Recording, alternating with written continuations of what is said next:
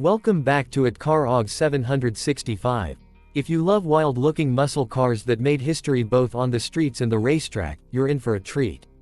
Today, we're going back to 1970, to explore a car so bold, so unique, that it scared the competition and changed racing forever. This is the story of the 1970 Plymouth Superbird, a car built not just for show, but for glory. Before we begin, make sure to subscribe to Car Aag 765 and hit that bell icon, because every week, we bring you the legends that made the world fall in love with cars. Exterior. The first thing you notice about the Superbird is its wild shape. That huge, sky-high rear wing wasn't just some flashy design trick, it was a real aerodynamic tool tested in wind tunnels to keep the car glued to the ground at over 200 miles per hour. And then there's that long, pointed nose cone, stretching out like a missile.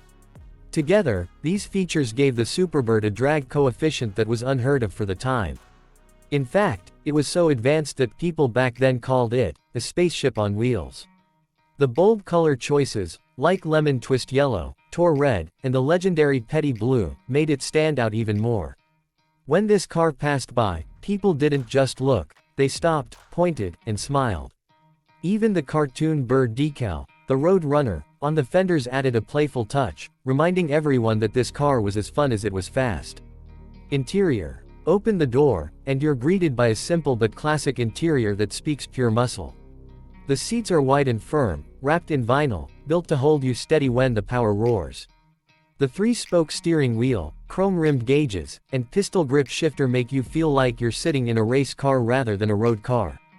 Every button, every lever has a purpose.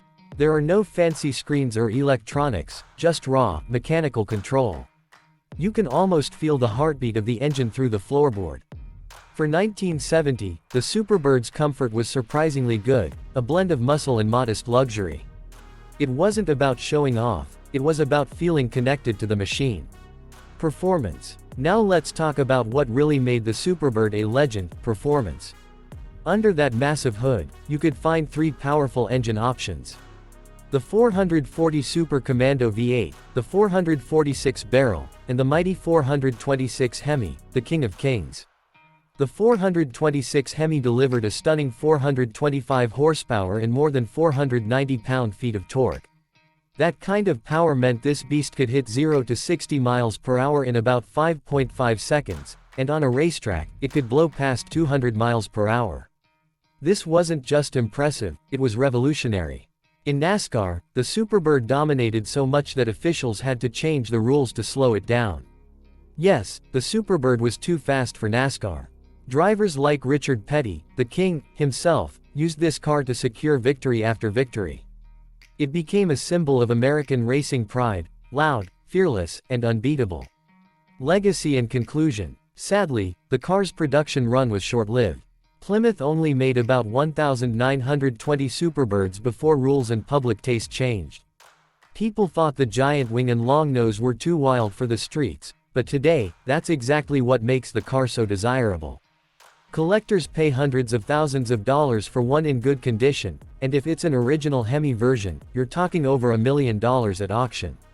The Superbird isn't just a car, it's a piece of history, a reminder of when automakers had the courage to dream big and go faster than anyone else dared. So the next time you see that tall wing and that pointed nose, remember, this was the car that broke the rules, beat the odds, and became a legend. Thanks for watching. At Car Aag 765. If you enjoyed this deep dive into the world of classic American muscle, make sure to like, comment, and subscribe. And tell us in the comments, which legendary cars should we cover next? Until then, keep your engines roaring and your passion burning.